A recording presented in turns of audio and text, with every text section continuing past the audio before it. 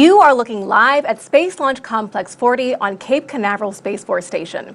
In about 47 minutes, the SpaceX Falcon 9 will launch PACE, NASA's newest Earth-observing satellite to help monitor our planet and its changing climate. Hello, and thank you for joining us on this early morning from Kennedy Space Center in Florida. I'm NASA's Jasmine Hopkins, and we are counting down to launch PACE. That's the Plankton Aerosol Cloud Ocean Ecosystem. And joining us today to talk about this mission is Laura Lorenzoni, NASA's program scientist for the Ocean Biology and Biogeochemistry program. That is a mouthful. Welcome, Laura. Thank you so much, Jasmine. It is such an honor to be here with all of you, near and far, and witness history in the making. And third time is the charm.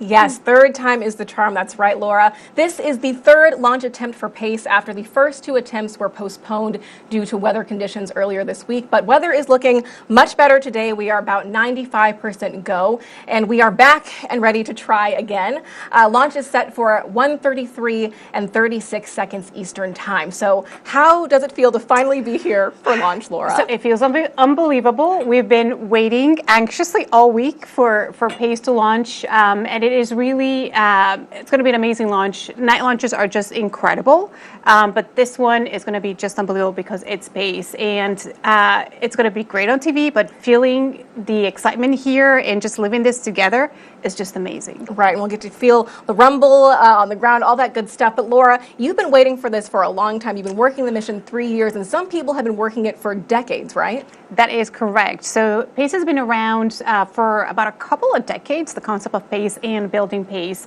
And it's really going to revolutionize the way that we look at our ocean and our atmosphere together. It's going to help us understand how these systems are changing. And this is really important. This is one of the reasons why NASA has such a strong commitment with Earth observations. Right. And, you know, I really want to ask, what are you most looking forward to seeing from PACE? I am most excited about what I don't know is going to come out of PACE. It's such a revolutionary satellite with groundbreaking instruments, and these data are really going to help us understand how the system, how the Earth system is interconnected. And all of you out there that are going to be using those PACE data are going to give us some pretty amazing applications that we haven't even thought about. So it's extremely exciting to be living this with all of you. Right. There is a lot of excitement in the unknown, and we can't wait to see what the public will do with this data as well. So thank you so much for answering my questions, Laura. And for those of you watching online, you can also ask Laura your questions. Send them in using hashtag AskNASA across our social media platforms to be answered live during today's program. So we are now about T-minus 45 minutes until liftoff of PACE. So let's take a closer look at the satellite. The PACE satellite has a maximum weight of 3,748 pounds, and at 5 feet long, 5 feet wide, and 10 feet high, it's about the size of a large SUV. It will take about 12 and a half minutes to enter its orbit of 420 miles above the Earth's surface, and it will orbit the Earth every 98.3 minutes, so about the same time it takes you to watch a movie. PACE will travel at 16,800 miles per hour using monopropellant hydrazine for its 8-thruster propulsion system. And the PACE satellite has been on the Space Coast for a few months now. It arrived back in November at the Astrotech Space Operations Facility here in Florida, and it was unboxed, processed, and then attached to the payload adapter and the payload adapter fitting. Last week, it was encapsulated in the payload fairings before being transported to Space Launch Complex 40. The PACE satellite is now poised and ready for launch. Now, let's take a closer look at the mission with some social questions for our ocean expert, Laura Lorenzoni. We appreciate you for sending those in using hashtag AskNASA, and we ask you to continue sending them in during today's broadcast.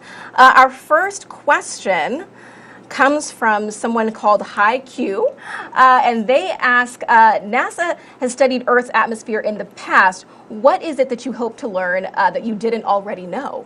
That is an excellent question. And one of the things that we're really looking to better understand is that relationship between the atmosphere and the ocean, and in particular aerosols. And so we know that the ocean produces aerosols, and these are also very important for cloud formation. And there are different types of aerosols. And so PACE is going to have 2 polarimeters looking at our atmosphere. And these aerosols are really critical for climate regulation. And it is one of the biggest uncertainties we have when we look at climate models. And these models are really, really essential for us to be able to understand where we are now and where we're going into the future. So PACE is really going to be able to help us better constrain our climate and understand what we should expect. Right. Thank you so much for answering that question, Laura. We have another one coming to us from Instagram. Armando_305 on Instagram asks, will these studies help us learn more about red tides? Excellent question, Armando, and absolutely. So PACE has one of the other, and it's the key instrument that PACE has is the ocean color instrument. And as the name indicates, it looks at the color of the ocean, but it looks at it in a way that is hyperspectral. And every phytoplankton, and these are the small algae that live in the ocean that are the base of the food web, they have different sizes and shapes, and they each absorb light differently. And this is like a fingerprint. And so by knowing what kind of species are there, because this is what PACE is going to enable, we're going to be able to know which is a good phytoplankton, which one is a misbehaving phytoplankton, and this is going to help us then better understand the distribution of harmful algal blooms and also predict where they might occur. Right. So, I mean, people online really want to know a lot about these tiny particles, these phytoplankton. So, Con Savvy on YouTube also sent us a question. He says, what kind of data does the phytoplankton on the surface give? So basically, it's light what we're looking at. And so this, again, these very particular light signals, the color is what we're going to be looking for. And we're going to learn more about that as we share this morning with you. Exactly. Yeah, a lot more to learn about these tiny phytoplankton microorganisms that live in the ocean. So clearly there is a lot to unpack. There's a lot to know about this PACE mission. We ask that you please continue to send us your questions using hashtag AskNASA. But because there is so much to learn about PACE, Laura and I won't be the only ones that you hear from today. We also have NASA's Megan Cruz standing by at a nearby launch viewing location to introduce you to some of the key people behind this mission. But first, let's check in with our launch commentators, Daryl Nail and Mick Woltman over at Hangar AE. Thank you very much, Jasmine and Laura, and welcome into Hangar AE. I'm Daryl Nail, joined by Mick Woltman, guy who has 30 years plus of experience in the rocket industry, so we're glad to have your expertise here. Let's talk first about the weather. It was a big deal the past few days. In fact, it canceled a couple of launch attempts for the first two calendar dates that we had. Low pressure system came over the state, lots of wind, too high to go. But in the end, on the third day, well, we had nearly perfect conditions. We are more than 95%. Yeah, more than 95%. Absolutely. The last couple days, it's been a 60+% possibility violation due to the weather. But as you said, it is cleared tonight. The weather looks really great. Launch weather officer briefed us just a few minutes ago, and everything is absolutely perfect for a launch early this morning. And there's a look at the rocket and the spacecraft on Space Launch Complex 40 out there at the Space Launch Complex, 40, a slick 40 as they like to call it. And you'll see the spacecraft at the top of the rocket. The booster is reused. We'll get a little bit more into that later on, but we are getting ready to flow propellants into the rocket. You can see some of the condensation from the tank farm for the liquid oxygen kind of blowing around there. We don't have any propellants in there yet, but we're about to go. You mentioned the weather. In fact, they dropped the weather brief that they do shortly before going with the propellant. So it's that good out there, folks. Let's talk a little bit about the trajectory. This is the first time in 60 years that we're getting a Cape polar trajectory going out of a mission with NASA. Yeah, absolutely. We're going to be taking this Cape polar trajectory, which is unique. We're going to hear about that a little bit later from one of our analysts, but looking forward to this. Normally we would launch out of Vandenberg, but tonight's going to be the Cape. Let's listen to that poll.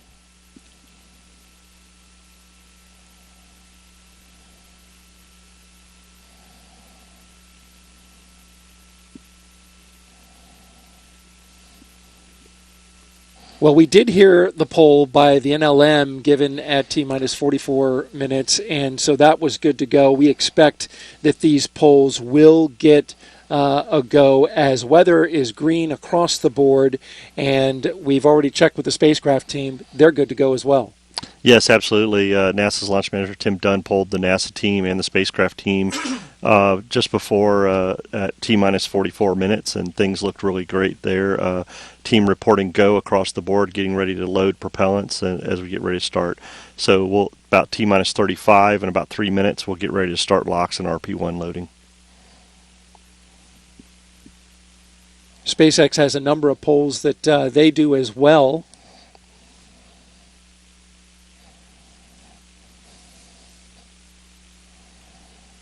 All of this counting down to propellant load, which happens at T minus 35 minutes and counting.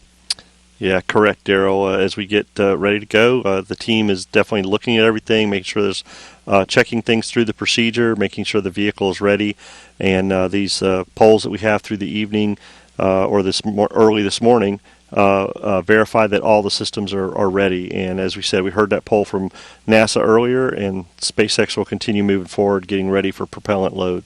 This is a unique trajectory. As we mentioned, Pace is flying today. The first time in over 60 years, NASA is flying a polar orbit from the Space Coast of Florida. I'm joined by flight design analyst Jimmy Smith with Launch Services Program. You did the flight trajectory for the Pace mission. Tell me, it's kind of unique. We're launching initially east, but then heading south. Why is that? Yeah, so Pace is going to a sun-synchronous orbit, which means it's going to be a near-polar orbit at about 98.1 degree inclination. So we have to launch east and then dogleg to the right to make it to our inclination target. Now, we get into this orbit pretty fast, only 12 minutes, and you're separating off the rocket. Yes, we are direct inject to the target orbit, which means we just have one long burn, about a 7-minute burn of the upper stage to get us to the desired orbit. And it's a steep climb on the way out.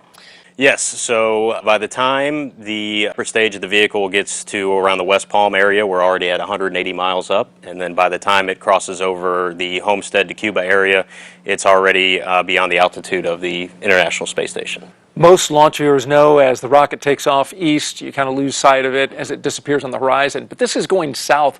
Will people along the coast of Florida be able to see it?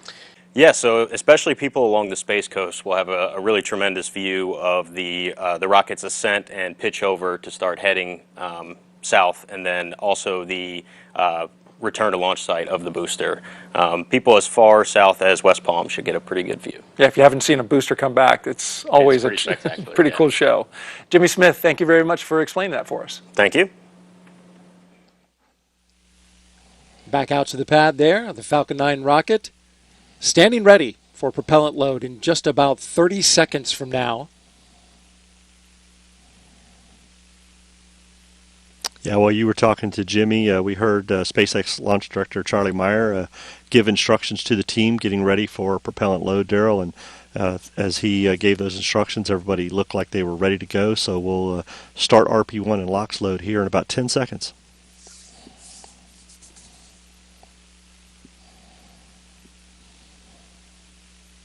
Launch auto sequence has started. And there is the call. They're now flowing RP1, which is a refined type of kerosene, rocket fuel, into the first stage of the Falcon 9 rocket. So it begins. We'll be tracking the propellant load as we go. Let's take a quick look at the weather graphic for the conditions right now. I want to show you that before we peel out of here. You can see the winds 15 to 20 miles per hour out of the north. Temperature, a cool 59 degrees. And our percent go, greater than 95%. The only concern is a possible cumulus cloud that could come over top, but it doesn't look like that's in the offing today. A fantastic forecast for launch. And with that, we'll send it back to Jasmine and Laura in the studio. Thank you, Daryl and Mick. Wow, more than 95% go. That is great to see. So as we just heard those call-outs for loading liquid oxygen, we'll pause throughout today's broadcast for those operational updates so you can follow along with the action. Now let's check back in with NASA's Megan Cruz, who's standing by with the PACE project scientist. Megan? Space Center. With me right now is Jeremy Wardell. He is, as Jasmine said, the PACE project scientist. Good morning to you. Good morning to you. How are you feeling being here? Exhausted and exhilarated. Do you know what time it is? I do know what time it is, yes. We are very close to launch. That's why we're here. So talk to me about how important are our oceans, which are beautifully depicted on your shirt, actually. Thank you for appreciating that. Oceans are incredibly important. They produce much of the food that we eat and the oxygen that we breathe, but they also regulate climate and weather. They provide compounds used in medicines. They provide for our economy through jobs and recreation. And we know they're changing with Earth's warming climate. But there's so much left we have to discover and to study, and there are things that are happening on daily scales that affect our everyday lives to generational scales that affect the quality of the lives of our children. Right. So then what will PACE reveal to us about the oceans that we don't already know? Its reason for being primarily is the study of this amazing microscopic, mostly invisible living ocean. Target are phytoplankton. They operate just like land plants, but they're these beautiful teeny tiny algae. Convert carbon dioxide into cellular material that provides the base of the food chain. Sometimes that carbon gets sequestered or stored in the ocean for millennia. Reason we really care about them is we know that they're changing, and there are beneficial ones that feed fisheries, there are harmful ones that close beaches, contaminate drinking water. But the ocean is big, right? So we need the vantage point of space to study them. Perfect. So today we are really great at saying, I see phytoplankton. In an hour, we'll have tools in the toolbox to tell you what communities are there. I love that. And we're not only focusing on the ocean, PACE is also looking at the Earth's atmosphere. Exactly. The ocean and the atmosphere are super interconnected, and you can't understand one without understanding the other. So PACE will provide these beautiful direct measurements of clouds and atmospheric aerosols, which are anything that range from pollen to sea spray to volcanic ash. You care about this because they inform on air quality, on short scales, and on long scales. You want to understand how clouds and these teeny tiny aerosols are warming and cooling our atmosphere. Yeah, I love that we're going so far up the vantage point of space, like you said, to see this teensy bit of things that really help us understand our Earth. That's right. You heard me right. From 400 miles above Earth, we're going to see the microscopic ocean and atmosphere. Great. Jeremy, thank you so much. I do know that you're tired, but I think it'll be worth the wait to stay up and see the launch today. It was worth it so everybody could see the shirt. Awesome. Thank you so much. I really appreciate you being here. Appreciate it too. Back to you, Jasmine. Thank you so much, Jeremy and Megan. So as you just heard, once PACE is in orbit above the Earth, it will help us observe plankton, which are tiny organisms that live in the ocean. So let's take a closer look at how these small life forms are having a big impact on the planet. Plankton generally doesn't really mean like a taxonomic group of things. Like, we think about mammals and then plants, and plankton are not that. Plankton are really defined by the way they live. Plankton means the wanderer in Greek, and these are just oceanic organisms that really just don't swim that fast that they can fight the ocean currents. It's a really non-traditional way of thinking about biology in a sense. Plankton we can define traditionally in zooplankton, so something that is kind of more animal-like, and phytoplankton, something that is more plant-like. All phytoplankton does is process what we call photosynthesis. They take carbon dioxide and carbon in organic form, capture some of the sunlight, and then produce carbohydrates, or just simply said sugars. They now are carrying that sun energy and push it into the food system of the ocean. And while they're doing all that stuff, they also produce the oxygen. So opposite from us, we inhale oxygen, exhale carbon dioxide. So that's why they're really important. That's why we love them so much. And that's why they're like really crucial for the whole life on the Earth. Phytoplankton itself, its diversity is gigantic. I think there's like 10,000 species, and each of them has a specific role. Why is there so much diversity in something that is so teeny tiny? It's fantasy, science fiction, and horror comes together. I mean, it's just so beautiful.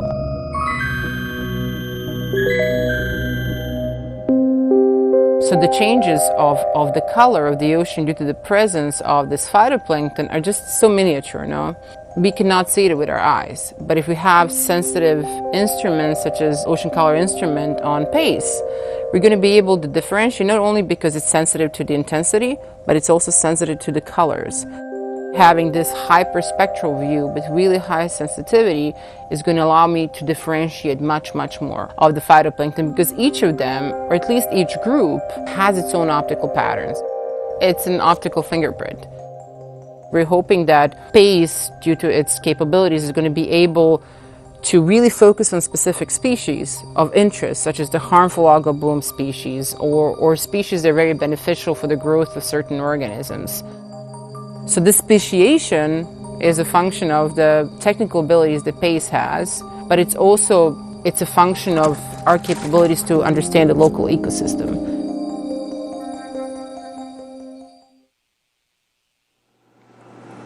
Joining us now live in person to talk more about phytoplankton is NASA oceanographer Ivana Sejtanic. Thank you for being here. Thank you for having me. Of course, we're really excited to have you. So, as you know, the space coast of Florida sits on the Atlantic Ocean. So you took a field trip down to the water to get a phytoplankton sample. Can you walk us through what you did? Definitely. So together with my colleague, Bridget Seegers, we went on just really close by here on the dock on Kennedy's site, and we deployed a plankton net. And plankton net is something that we use in oceanography to actually see what is in the ocean, like, see with a microscope. So imagine this plankton net being something of a butterfly net for plankton, but the pore size, these holes in that net are so teeny tiny that your hair cannot pass through it. And therefore, that allows us to capture everything that is in the water, phytoplankton, zooplankton, all these planktons, and sometimes some other things that just fall from the atmosphere. So we have collected a lot that day because this area is really, really, thick with phytoplankton. So yeah, that's just something that we do to kind of like see what is in the ocean, and sometimes we look at it from the sky. Right, awesome. So you went and collected this sample of phytoplankton here for us. Yes. Okay, awesome. Here it is. This can't be seen, of course, with the naked eye. So you also have a microscope, and you are going to teach Laura and I how to observe phytoplankton, right? Yes. So once we collect the sample, we're going to use these like really traditional tools to observe them. I'm just going to take a little droplet of this water that we have collected and show you the beauty in this droplet of water. Awesome. Pretty simple. You go there, you pick up some water, you put it in a microscope slide, put this in the side. We don't need this anymore. And I'm going to slide it under, and we're going to see what we're going to see. I don't know, some magic maybe, some party people. Yeah, okay. Oh, wow, okay, very nice. Okay, oh, wow. Yeah. Something. Okay, so what you're seeing here in the middle of this line, it's called a diatom. There's actually 4 or 5 different little cells together, and the little dots inside are these chloroplasts that they have, which is the green color that allows them to see it from space.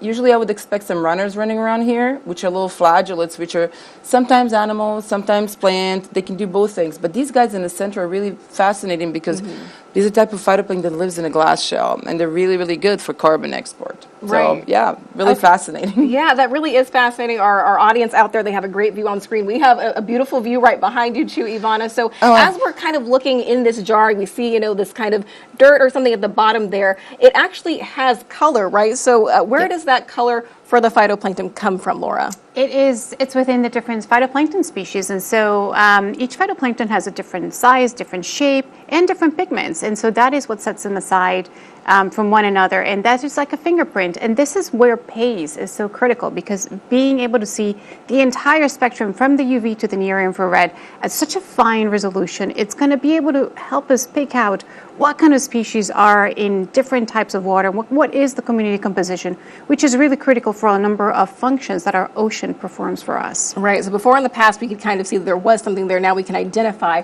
what is really in the water. So what does ocean color really tell us about ocean health, Ivana?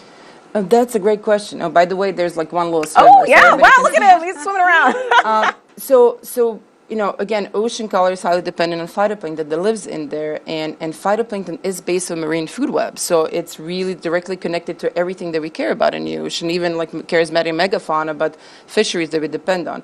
But the biggest, in my perspective, service that ocean does and phytoplankton does is this carbon control of the carbon flux in the ocean.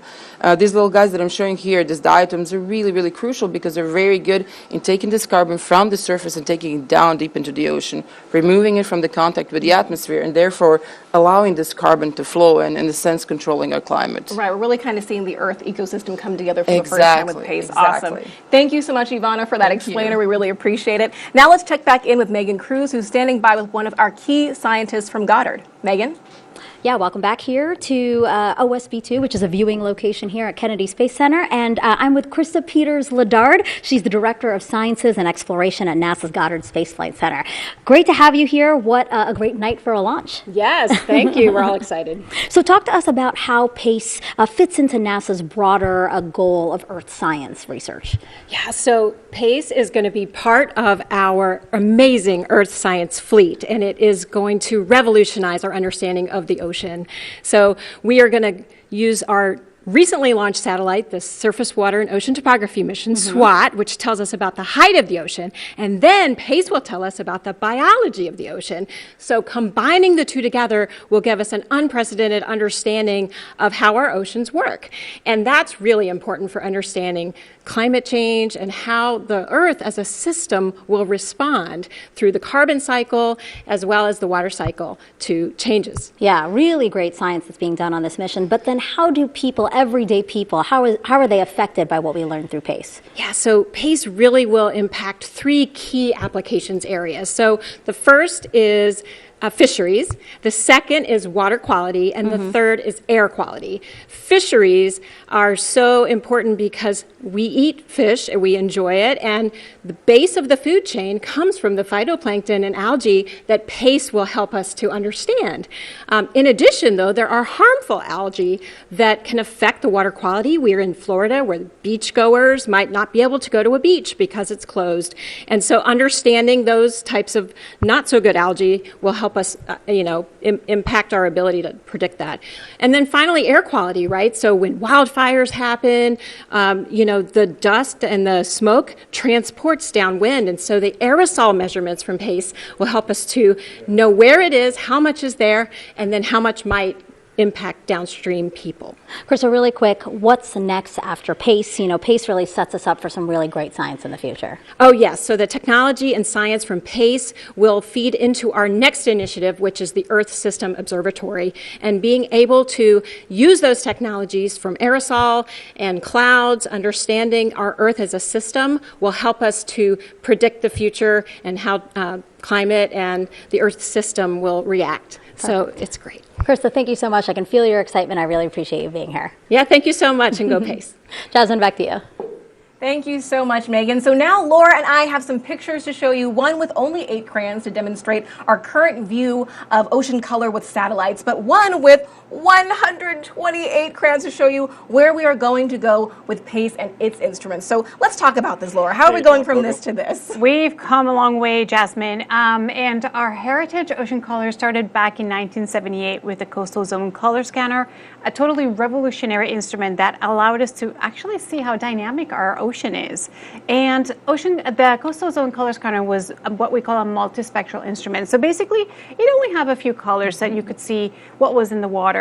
So it didn't really help us differentiate all the wonderful species of phytoplankton that we've talked about and what is contained in the water. And while our technology has advanced and we've been adding bands to our multispectral instruments, we haven't had anything like PACE, which is truly hyperspectral and allows us to see the true color of our ocean. And PACE is not just wonderful because of this, but it also continues that long heritage of over 25 years of uninterrupted measurements that we've had, which is critical to really unravel the trends in climate and ocean change that we have. Right, and there's a lot of data going on here. We also are hearing the callouts as well. We just heard that stage 2 RP1 load was complete. But there is a lot to unpack here with the PACE mission. So, we're going from these 8 crayons, 128 crayons, but really what's important is that the ocean connects us all. So it's only fitting that the PACE team has members from around the globe. Some of the children of those PACE team members sent in well wishes for today's launch. Let's take a look.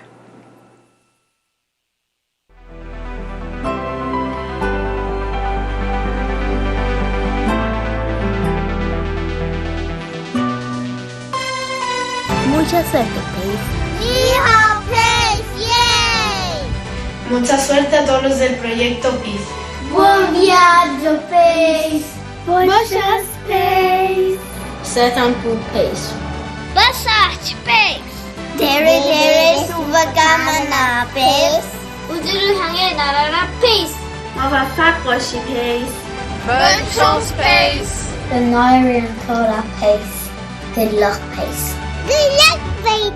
Lieve PACE. Groeten van Zuid-Afrika NASA. Ons wens jullie die beste toe vir die PACE-program. Hawaii Wapayota PACE. Super PACE. Deja, Milaya PACE. Buena suerte, PACE. Estamos muy emocionados por PACE. Bajara Udasi NASA PACE. Hurrah! Good luck, PACE. Come back there! We're so excited for you, PACE. It'll be awesome to see the ocean in so many different colors. Good luck, PACE! Good luck, PACE. Good luck, PACE! Habang mufakan Pace. Good luck, Pace, from South Africa. Kalia bitihia, Pace. Salamat, Maju Jaya, Pace. Estamos muy emocionados por Pace. That video was just precious. It really warms our hearts here. And I know that that was a project very near and dear to your heart, especially, Laura, right? It was, and we received over 40 entries from 32 countries. And the one thing that I heard every parent tell me when they were doing this is how much fun they had with their kids putting these videos together. And that means a lot to us because oftentimes our work at NASA is very time consuming. It can be a lot, and we wouldn't be able to do this if it wasn't because we had the support of our families.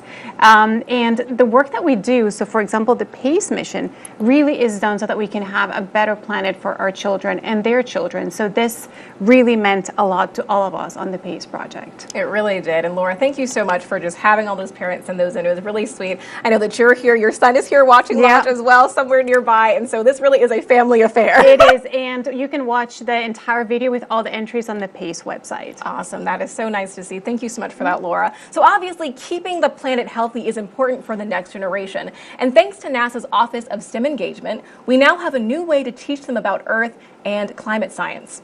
It's called Earthrise, a monthly newsletter that provides K-12 educators and learners with a focused collection of Earth science resources. You can scan the QR code on your screen now to register and learn more.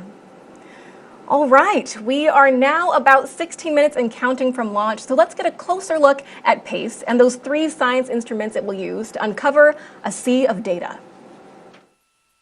Where we are today, think of as the box of 8 crayons, and you can do a lot of amazing things with that. So the information content for any singular instrument on PACE is way more than we're used to. OCI is going to be the box of 96 or 128 crayons. And so suddenly, the tools you have at your fingertips will fill in all the gaps of color that we could possibly want. This observatory is going to provide global coverage every day. That is another scale of this total volume that is really, really increasing the amount of information we're going to have to work with. We know the atmosphere is changing. We know carbon dioxide levels have increased. We know that has warmed our atmosphere. Circulation patterns are changing. Places are warmer than they used to be. The deeper dive we take into the relationships between land, ocean, and atmosphere, the more we realize we don't know and we need to learn. NASA is preparing to take that deeper dive with the Plankton, Aerosol, Cloud, Ocean Ecosystem Mission, or PACE. The exchange of carbon between the oceans, land, and atmosphere.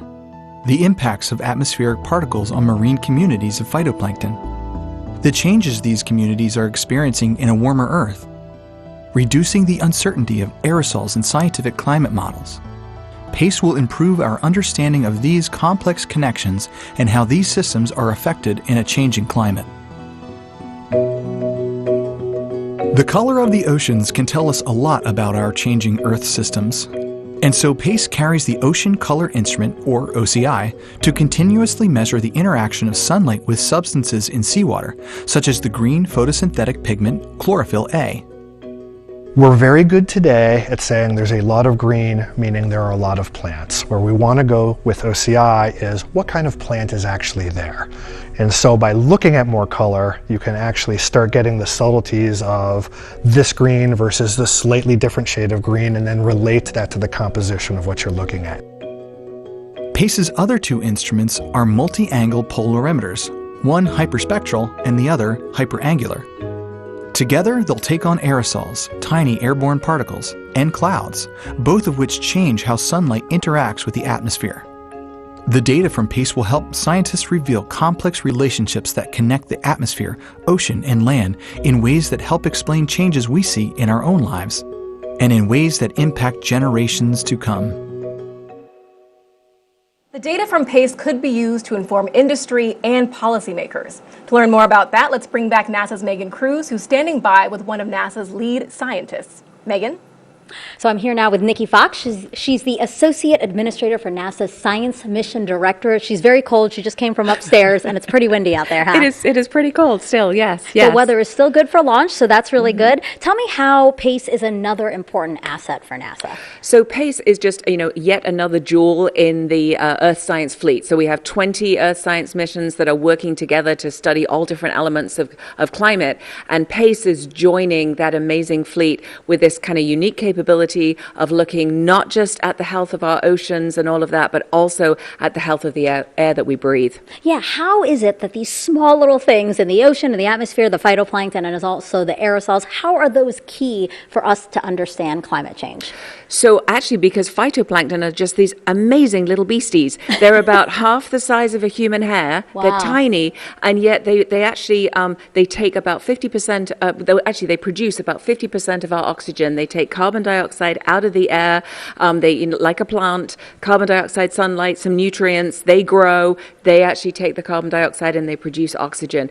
And they also are the bottom of the food chain, so they're like a little superfood in the ocean as well. All different types of phytoplankton, all shapes, all sizes, all playing their part in ocean health. And then aerosols, why is that so key in the science that we're doing right now? Actually, because aerosols is one of the least kind of understood in the climate puzzle. And so with PACE, we're looking not just at the ocean, but also at the air that we breathe. If you think about the wildfires that we had in Canada, and it came all over the U.S. down to Washington, even further, all through the Midwest, smoke and pollution don't follow boundaries. They don't follow borders. We all breathe the same air. And so it's really about understanding each of the elements of climate all together. And go PACE. Isn't it wonderful? It is wonderful. And what's wonderful, too, is that data from PACE will be shared with the public. Yep, that's actually one of my favorite parts, actually, about Earth science, to be honest, because every single piece of data that they take is so important. And it is about getting this critical data and this sort of cutting-edge science with these first-of-a-kind observations that we make with our NASA spacecraft, getting it into the hands of people that need it, people that make decisions, our stakeholders that look after us as a community, make sure the drinking water is safe, make sure that the air we breathe is safe, and then also to our friends that our farmers, our fishers, everybody that really needs this critical data. And so getting it out, making it usable, accessible, making it easy to understand, and also getting it into our Earth Information Center, which you can see at earth.gov. Wow. To sum up everything you said, go PACE. Go Falcon, go PACE. Go PACE, please go PACE. Thank you so much, Nikki. I'm so glad that you can come down here and warm up with us for a little bit, and now we're going to go back outside and see a launch. That sounds great. Great. Back to you, Jasmine. Thank you so much, Megan and Nikki. NASA's Artemis missions to the moon could help inform our understanding of Earth's oceans. To learn how, here's your Artemis Moon Minute. Observing and monitoring the world's ocean from space requires very accurate measurements. And in the harshness of space, measurements from instruments in orbit can drift in accuracy, impacting the quality of satellite observations of Earth. So, we turn to the moon for help. During NASA's Apollo era, scientists at the U.S. Geological Survey used lunar samples to develop the concept of lunar calibration, which uses the moon as a benchmark for fine-tuning the accuracy of satellites observing Earth. And NASA's Artemis missions could provide new data to further improve the accuracy of lunar calibration for satellites. NASA's PACE mission will take regular measurements of the moon to make sure its instruments continue to provide accurate data needed to understand how the Earth's atmosphere and ocean are changing. That's a look at your Artemis Moon Minute. So Laura, let's talk about that lunar calibration we just mentioned. How often will PACE take those measurements of the moon? PACE is going to be looking at the moon twice every month, and it's important to realize that we've been using lunar calibration for a long time. CUIFs, MODIS, and VIIRS, all of these top-of-the-art sensors that we've used to look at the ocean so far, all have looked at the moon, and the moon is really important to make sure that we continue to have that high-quality data that is coming from our sensors. Now, that's really neat to see that, we're actually using the moon to get a better view of Earth, so thank you so much for that, Laura. All right, so now we are only about 8 minutes and counting from liftoff. So let's take a look back at Daryl and Mick to walk us through the final moments of the countdown and liftoff. Take it away. All right. Thank you very much, Jasmine and Laura. And we are back in Hangar EAE, where we've been monitoring the propellant tanks getting filled. We got 1 out of 4 down, 3 to go, and that's the 1 RP1 tank on the Stage 2. On the Stage 2. And then, of course, we've got the LOX, both Stage 1 and Stage 2, still filling up right now.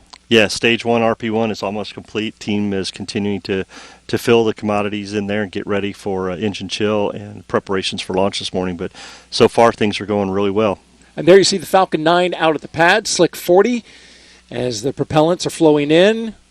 That super chilled liquid oxygen condensing the warm Florida air, which is not as warm as it's normally been at 59 degrees, but it's still humid, so you're going to see it condensing the air.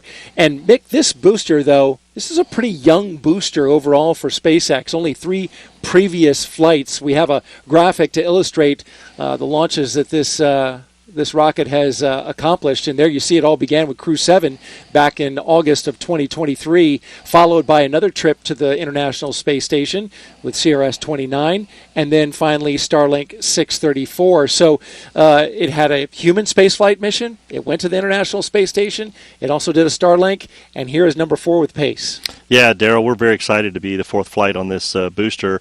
Launch Services Program actually supported our commercial crew program, our sister program, on that Crew 7 mission. We looked at this booster and did some hardware reviews for them, and so we've got started. So we know a lot of history about this booster, and as things move forward, there we just heard the call out for engine chill starting for getting things ready for launch this morning, as we have the RP1 and LOX filling up the tanks. Yeah, and those tanks are mostly full as we're looking at the rocket here from a distance, getting ready to complete that. In fact, we should hear a call out in just about 30 seconds that the Stage 1 RP load is complete. And then we'll start moving through a number of milestones where we get that rocket ready to be on its own. Yeah, absolutely. The team will finish that up, and then they'll start their sequencing to get ready for the flight Stage computer. 1 RP1 load is complete.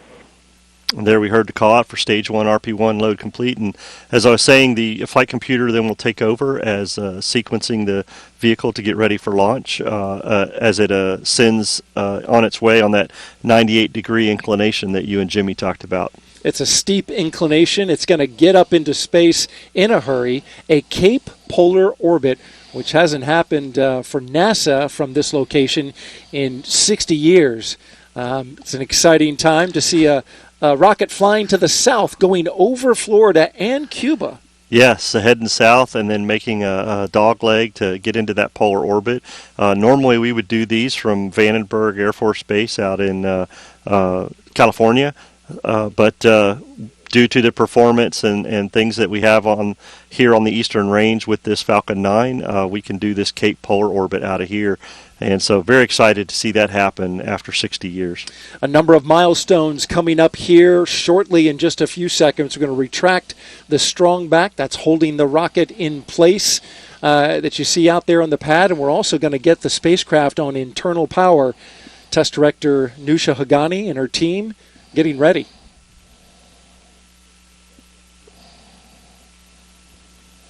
Falcon 9 tanks are pressurizing for strong back retract.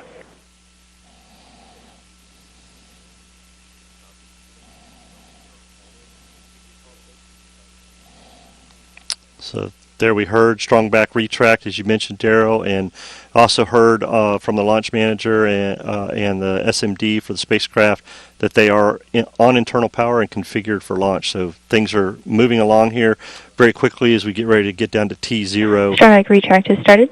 And lift off pace this morning.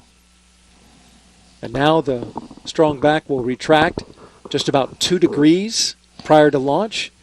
It'll go further once the rocket lifts off, clearing the way to allow the rocket to go.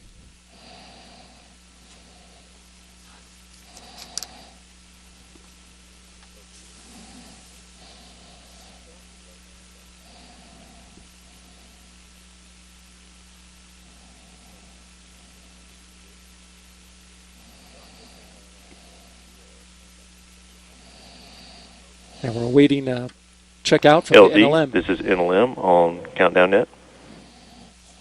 LD. Pace is go for launch. Copy. All right, NLM Tim Dunn giving the go for launch for the NASA team, the spacecraft team, and launch services program.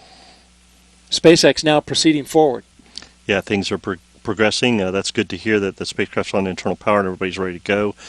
We should be coming up on LOX load complete here in about 15 seconds for stage 1 and about another minute for stage 2. But as we're looking at the data here in front of us, Daryl, here in Hangar AE, things are progressing very well, and the team is performing admirably this morning, getting this vehicle ready for liftoff at 1:33:36. The final Stage fill. 1 LOX load is complete. There you go. So stage 1 ready. We're just waiting to finalize LOX load on stage 2 and continue moving forward, and then we will get into some of that flight sequencing and getting the autonomous flight termination system ready to go, and then the final go at 45 seconds from SpaceX before they turn the vehicle over to the flight computer. And once they get down to 45 seconds, there's no more holding the launch on the count of the spacecraft. They'll be committed at that point. Yes, absolutely. Having all this cold LOX in on the first stage and second stage commits us to this time, and things are looking good. There was a slight adjustment to the T0, Mick. It was 1:33 and 32 seconds, but it slipped 4 seconds due to a COLA real quickly. Why is that? Yeah, Stage 2 LOX load is complete. There we hear stage 2 complete, so that's a good sign. But the COLA is our collision avoidance analysis that we need to do to make sure we don't hit something that's in space already as we lift off and ascend this morning. And the original time, as you said, was 1:33:32, and we had 4 COLA conjunctions this morning for those seconds, so we went to the next ground gas closeouts. Next second that we could, and that put us at that 1:33:36. So things were able to adjust very quickly for the 4 seconds and get ready for launch this morning. And you see the large plume, the large cloud coming around the Falcon 9 rocket, and that's the venting off of the liquid oxygen in the line that runs up to the second stage. Proceeding now, T-minus 1 minute and counting until liftoff of Pace and the Falcon 9 rocket. Falcon 9 is in startup.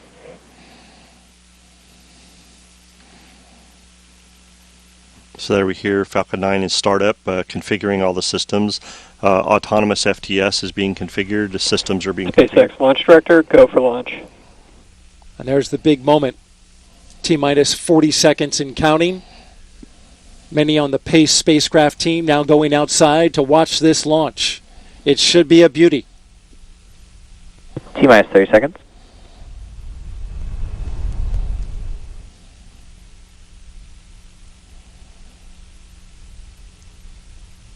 All systems are go. Getting down to the final seconds. 15 seconds. T-minus 10. 10, 9, 8, 7, 6, 5, 4, 3, 2, 1. Booster ignition. Full power engines and liftoff of the Falcon 9 and Pace, helping keep pace with our ever-changing ocean and atmosphere. Stage 1 propulsion is nominal.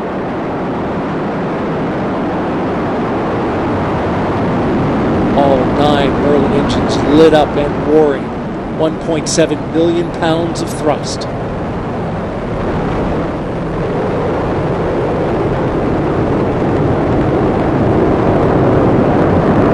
Chamber pressures on the telemetry are really good here, Daryl. 9 engines performing very well.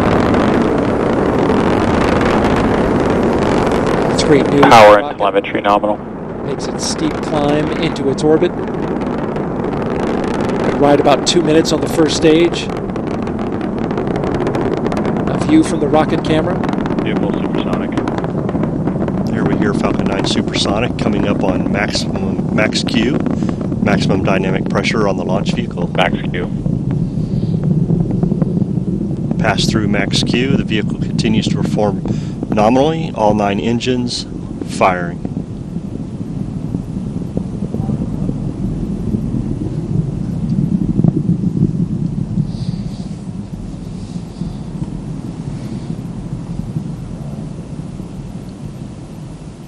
MVAC engine chill has started. Starting to chill the second stage engine to get that ready. They bleed a little bit of LOX in there so it doesn't get thermal shock once they light it up. A view there, looking down the first stage booster. Getting ready to cut off the engine and separate. We'll have a number of milestones all happening quickly in rapid succession. We're about 10 seconds from main engine cutoff, and then we'll have stage 1, 2 SEP, and then stage 2 ignition.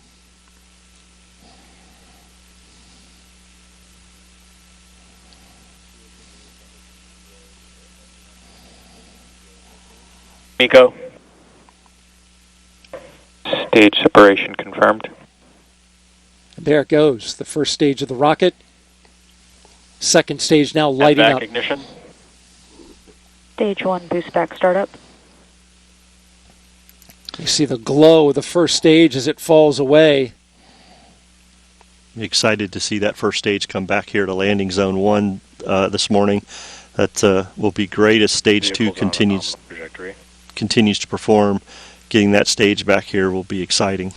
If you're here on the Space Coast and you're watching, get ready for a double thunderclap at just about T+7 minutes, 7 to 8 minutes. The double sonic booms of the first stage booster breaking the sound barrier as it returns to Earth. Stage 1 boost back shutdown. So now the first stage has positioned itself on a return trajectory back here to landing zone 1, which is only a mile or so from our location at Hangar AE. We get quite the thunderclap. Yeah, always love to hear the landing zone back here when we're in the hangar. We're about 10 seconds away from jettison fairing of the payload fairing, exposing PACE to the atmosphere. This is a big moment for the spacecraft team.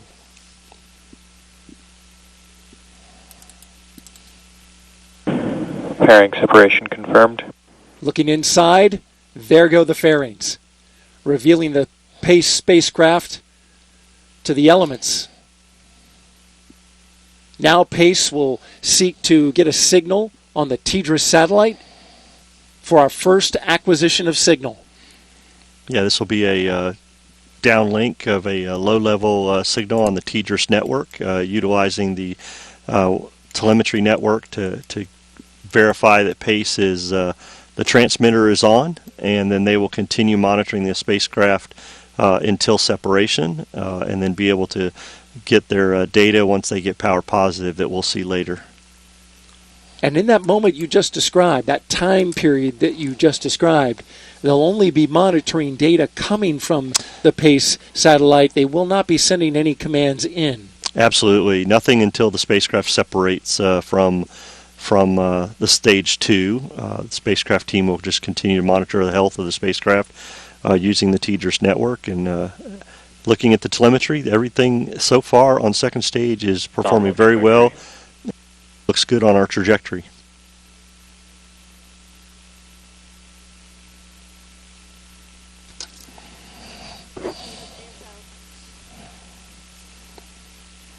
They just made a call. Somebody called ASO, but nobody's answered.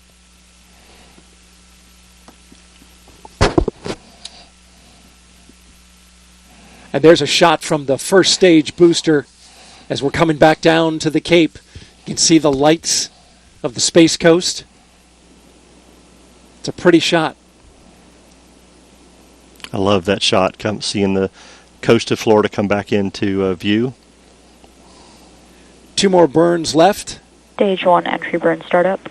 That's the first one, the entry burn, for about 30 seconds. You see it lighting up now.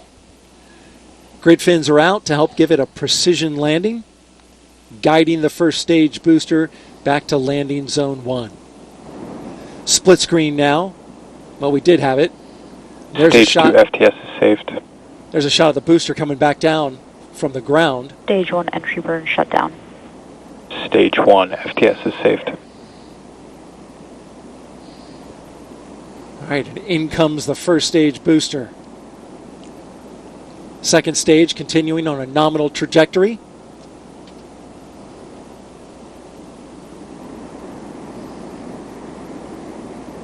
You can probably see us in there somewhere. I love that view at night too. To see it'll be really nice to see that as it gets closer. The coast of Florida as we come up on landing zone 1. Stage 2 continues to perform nominally Stage on 1 a great trajectory for stage 2 as spacecraft continues to look very well during this flight. Stage 1 landing burn. All right, there goes the landing burn. In just a few seconds, we'll have a booster on the ground.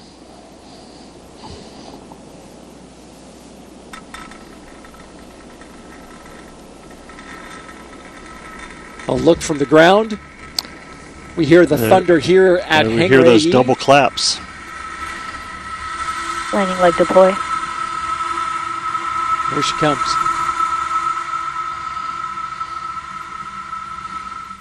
Stage 1 landing confirmed. Another pinpoint landing by the first stage booster. Flight number 4 for the first stage in the books. Second stage continuing to burn on a 7.5 minute direct inject into orbit. This will be a quick ride, Mick. Very quick as the continues to perform very well. We're looking for this to continue firing, and we'll get second stage cut off at around T plus 10 minutes, but things look very well on the telemetry. Vehicle's performing very well, and MVAC is nominal. The second stage on a Cape polar trajectory hasn't been done by NASA in the past 60 years. SpaceX, though, has done it 11 times. This would be the 12th.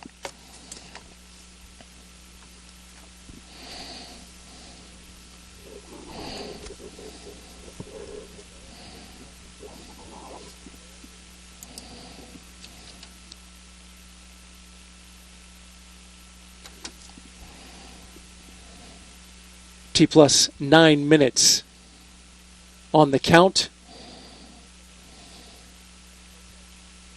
Just about 3 minutes left.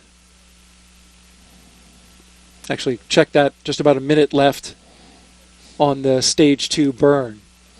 There will only be one stage 2 burn. Yeah, as Jimmy explained to us in the trajectory, this is a direct inject sun synchronous orbit. So just a single burn for the stage 2 this morning. And things continue to look well. Chamber pressure on MVAC and trajectory look nominal. And then we'll coast for just a few minutes and separate the Pace Observatory.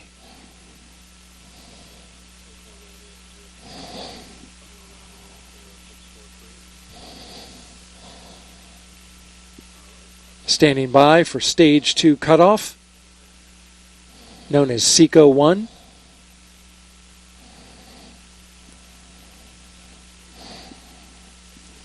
We'll have that in just a few seconds.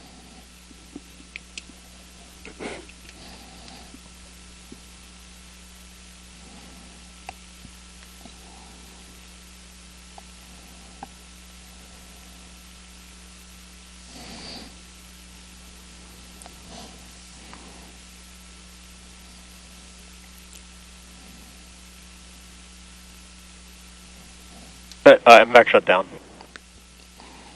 All right, there you have it. Now we're going to coast for a few minutes and take a look at the forward-facing camera so we can see the Pace spacecraft, which is being monitored by the spacecraft team.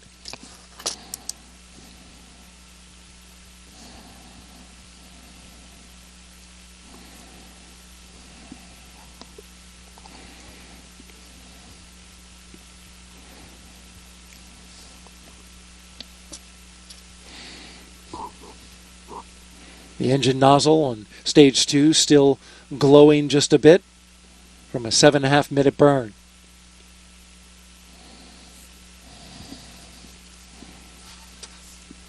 The all telemetry on stage 2 looks nominal for the flight. Looks like a very good stage 2 performance so far. So we'll see how things go as we get ready for spacecraft separation. Now just about 1 minute away. This is a big moment for the PACE spacecraft team. One in which they're holding their breath a bit. There you see PACE now. I love that camera view from the front of the stage 2, looking at the PACE spacecraft out there in that dark space right now. Things are looking really well, and I love that. Love to see that camera view. Dark indeed, as they launched into an orbital eclipse. So PACE has no sunlight on it, as you can see. But the hope is once they get those solar arrays deployed, a critical moment, they're going to be looking to get power on it. There goes PACE. Payload separation confirmed. Off into space on its own, flying free. We've got applause here at the Mission Directors Center at Hangar AE. Looks like a good separation. Vehicle pretty stable. Yeah, launch vehicle performed very well today, and glad to see PACE separated. We've got a few more milestones that the team will be working on to get PACE to power positive. Hopefully we can have this view for a bit longer. You see stacked to the right side of the screen, the 3 lines. Those are the solar arrays. It's a 3-panel array. And once the guidance and navigation control system senses that it's got basically nulled the rates, the spacecraft is stable, it'll start to deploy those solar arrays. And it will be done autonomously.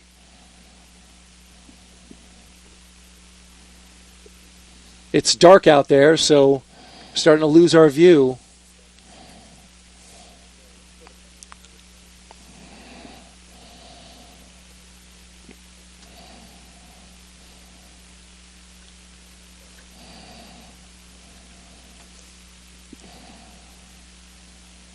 We are now passing the milestone in which we expect the solar arrays to be deployed. Again, this is the expected milestone.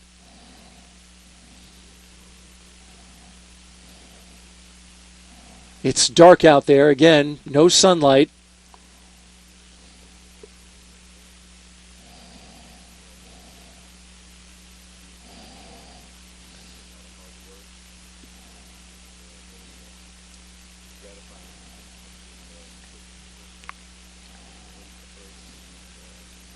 Now you're looking at a view of inside the Mission Directors Center.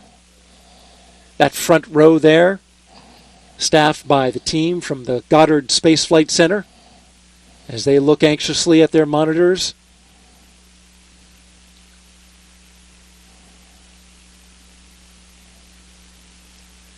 The solar arrays are expected to take a few minutes to deploy. If it holds to the milestone,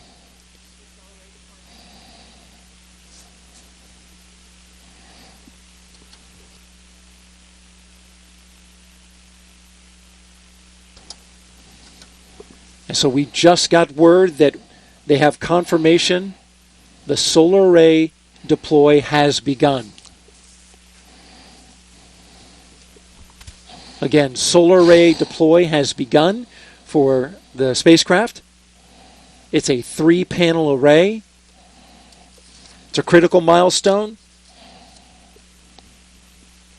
And what goes hand in hand with that, Mick, is for the GNC, the Guidance, Navigation, and Control, to get that spacecraft and that solar array sun pointing. Can't do it yet because there is no sun in its current state.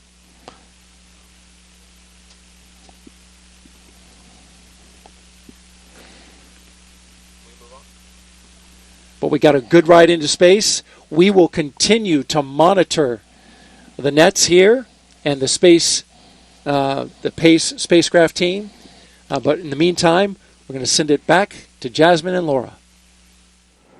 Thank you so much, Daryl and Mick. A beautiful launch followed by a smooth ride into space so far for Pace. Laura, what do you think? It was absolutely stunning, and we are so relieved. Everybody in the PACE team has been cheering. All of our NASA colleagues have been cheering, as have all of you been cheering. So it is a great dawn for PACE and ocean and atmospheric sciences. It really is. That was a great way to put it, Laura. So if you are just joining us, you are watching NASA's official coverage of the PACE launch. That's the Plankton Aerosol Cloud Ocean Ecosystem. It lifted off about 16 minutes ago aboard a SpaceX Falcon 9 rocket from right here on Florida's Space Coast.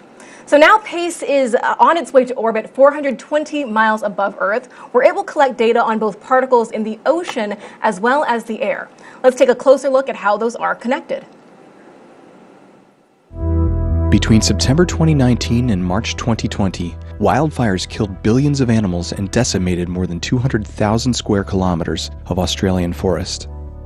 Some thousands of kilometers away, in the Southern Ocean, massive algae blooms covered a surface larger than the area of Australia itself.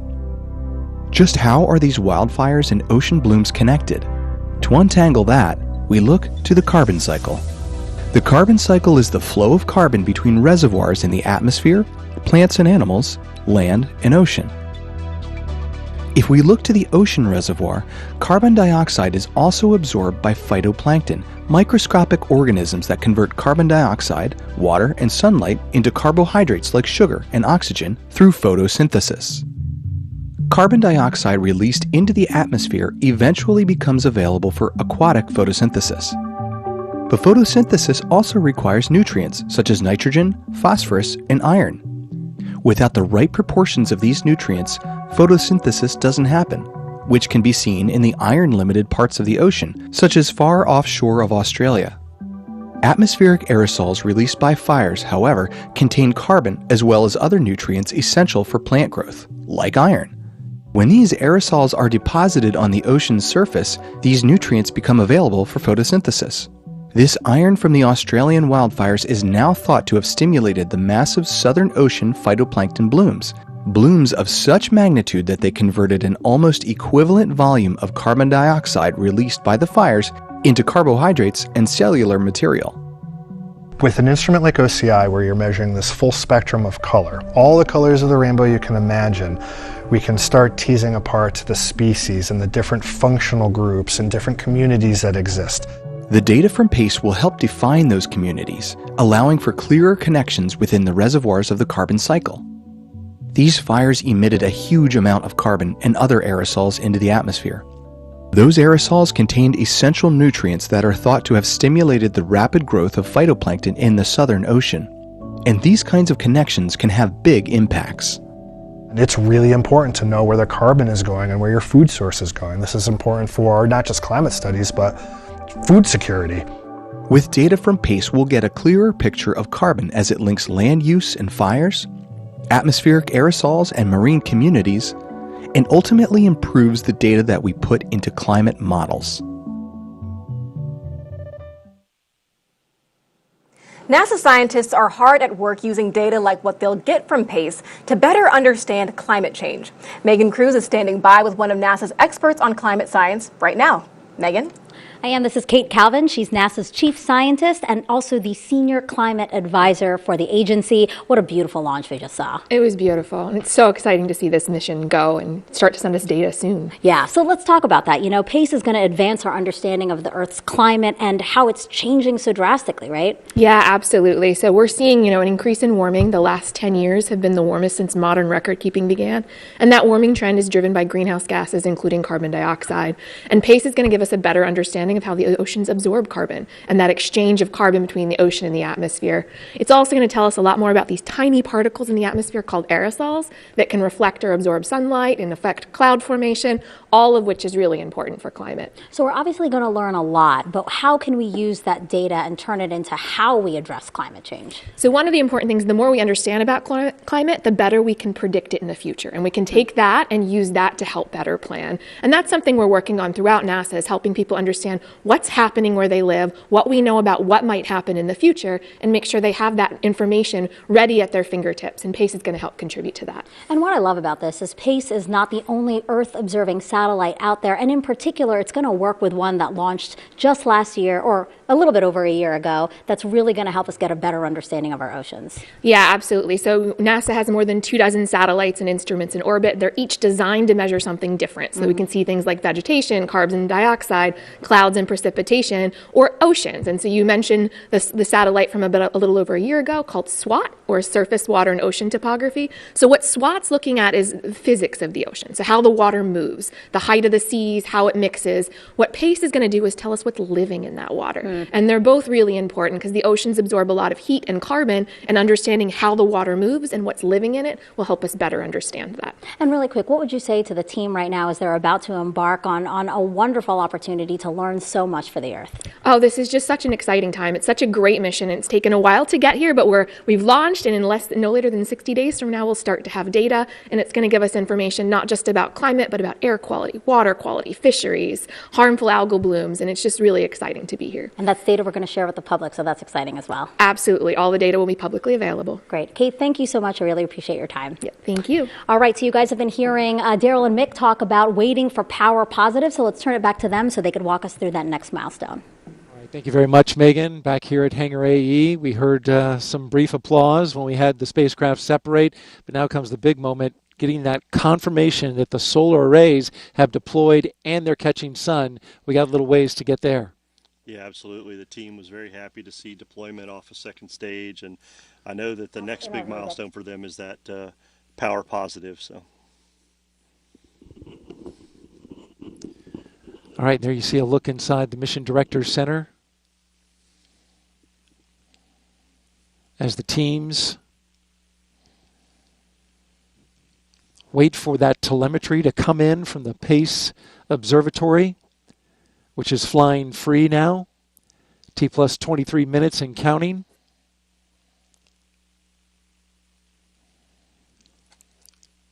PACE launched into an orbital eclipse. And so once the solar arrays are presumably deployed and it comes out of the eclipse, the spacecraft will automatically orient itself towards the sun, and that's when the team will be able to see that power flowing through the solar panels at a rate that would tell them that it's sun pointing and it's in the right place. Sun pointing and charging that battery back up. You know, they've been on internal power, using that battery power for flight, and so that solar panel will help them get the vehicle charged back up and continue their mission. That's right, those batteries are key, Mick. As we learned throughout the program, this PACE spacecraft orbits the Earth every 98 minutes. And as it does so, when it goes in from the sunny side to the eclipse side, those batteries help power it through the dark phase. And so charging those batteries are key to PACE carrying out its mission. If you're just joining us, we had a successful liftoff at 1:33 and 36 seconds a.m. Eastern Time from Launch Complex 40 here at the Cape Canaveral Space Force Station. We rode the first stage of a Falcon 9 rocket for several minutes before it separated, came back down to LZ-1 after about 7 minutes. Stage 2 of the rocket then flew PACE for about 7.5 minutes, ultimately separating around 12.5 minutes after liftoff. And we watched as PACE went on its own into space and separated from that stage 2.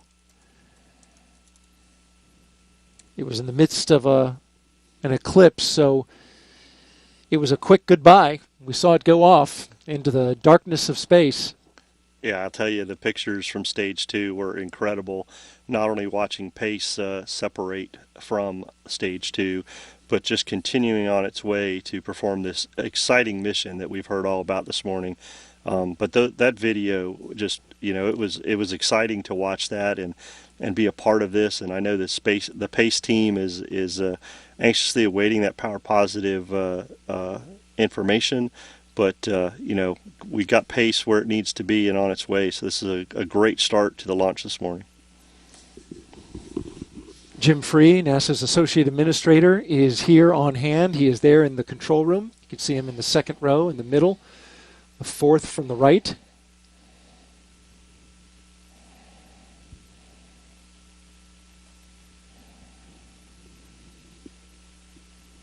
All along the first row, the teams from the Goddard Space Flight Center.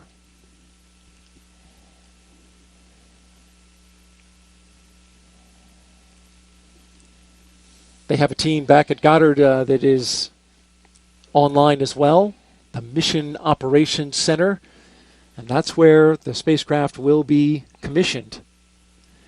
And it is also where they are sending commands and receiving telemetry at this very moment.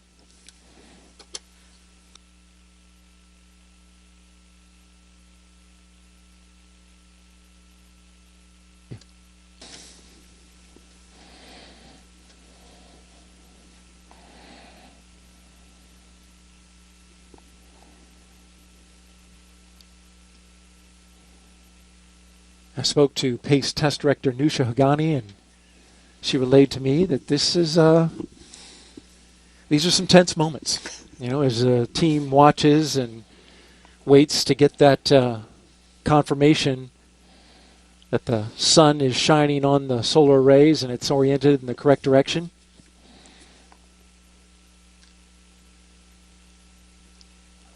Once they get that confirmation,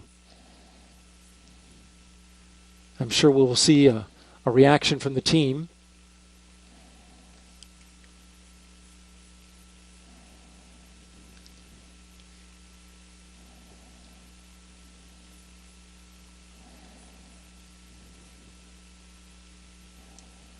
According to the milestones, we are at the point in which the Goddard spaceflight team can command the spacecraft.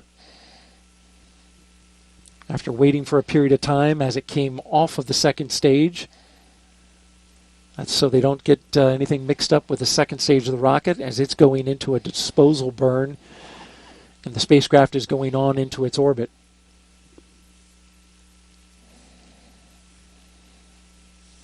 T plus 29 minutes and counting.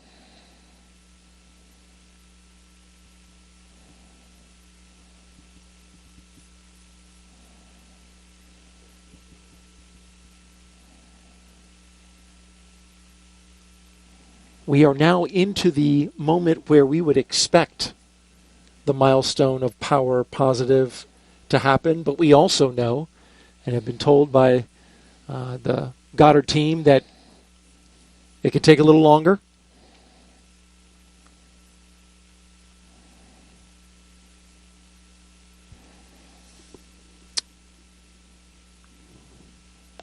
Yeah, Daryl, I know as the spacecraft team is waiting for this information, the launch vehicle team has been doing a quick look on how Stage 1 and Stage 2 performed today, and so far everything is reporting in as perfectly performed launch vehicle today. As we saw in the video spacecraft step, Falcon 9 delivered Pace where it needed to be. So that's good news on the quick look of the launch vehicle. And I know that the Pace team is excited to be where they are, just waiting for that power positive confirmation. Great report out there, Mick. And as Pace was delivered to an orbit 674 kilometers, about 400 miles above the Earth's surface.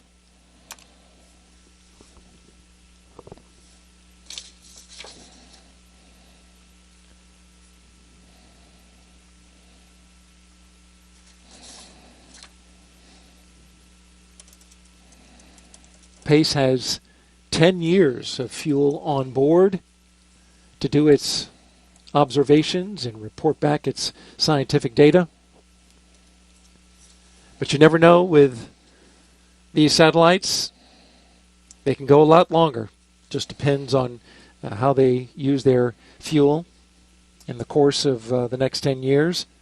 Scientists, of course, always want more data, and many times they're rewarded with that when a spacecraft exceeds expectations, as often they do.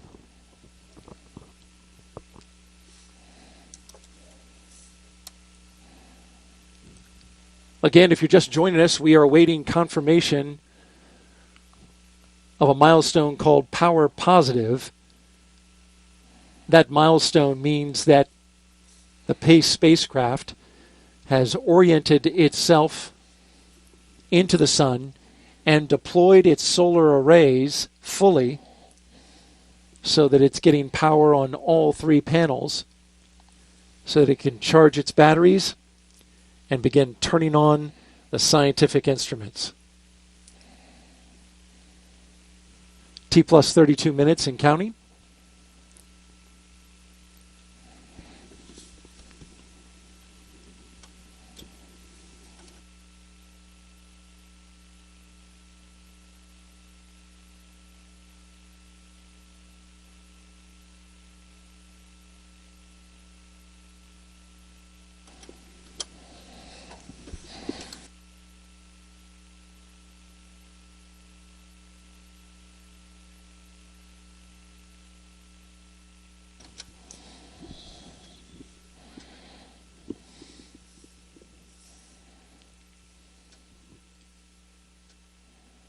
PACE spacecraft dimensions are 3 meters by 3.5 meters. It weighs 1,439 kilograms.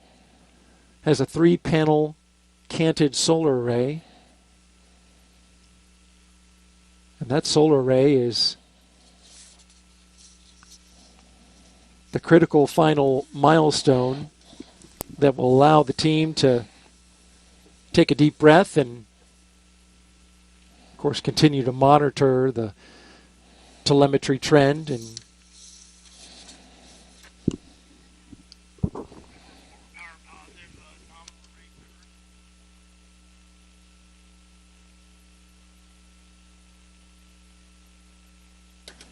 all right, you can see the applause there in the Mission Director Center. The spacecraft team happy to report that they have power positive on the PACE spacecraft. Again, the final milestone, power positive on the solar arrays on the PACE spacecraft. That's great news. Congratulations to the PACE team. Absolutely. This is a big moment. Successful mission.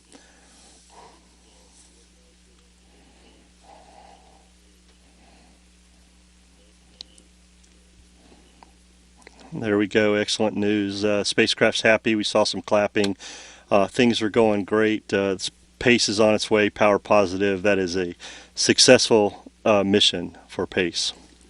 And just to recap, we launched at 1:33 and 36 seconds a.m. Eastern Time from the Space Coast here, Space Launch Complex 40.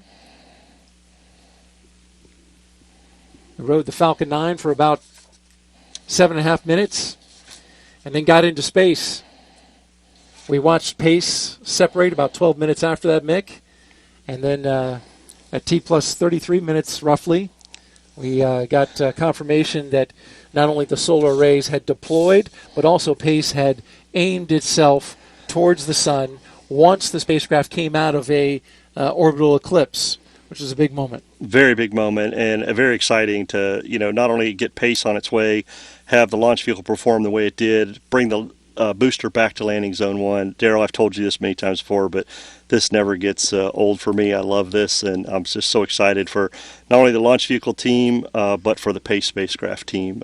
Very excited to see them on their way and get ready for this exciting mission. A job well done by all today, and certainly now the PACE team can rest easy, but they're still working. The power team is going to stay on for another couple of orbits, which is another 3 hours, to make sure that they see that power data is trending in the right direction. And then, of course, commissioning of the PACE satellite will take another 60 days before they can start getting in some of that scientific data. But this launch, of course, the first launch for NASA's Launch Services Program, but it is, as I understand it, the last launch for a very special member of your team. Yeah, absolutely, Daryl. It's the first for 2024, but this is the last launch for our program manager, Amanda Mickiewicz. This marks an end of an era. It's a conclusion of a remarkable journey. Amanda, I just want to say you're amazing. Your leadership transcends the boundaries of the Launch Services Program and the Kennedy Space Center, resonating across the entire aerospace community. Even with your extraordinary achievements, you remain remarkably humble in your role. You always challenge us to strive for success. Over the past 14 years, you have steered the Launch Services Program with unwavering dedication, maximizing mission success and contributing significantly to the evolution of the space industry. Your mentorship, your friendship, and your compassionate leadership style have been the driving force behind our team's pursuit of excellence. It is no surprise that you stand as a DBUS Award winner, and your absence will be deeply felt. As your LSP family, we gather this morning on this, your final mission, to say, see you later. While we will miss you dearly, we hope you realize the profound impact you've had on each of us.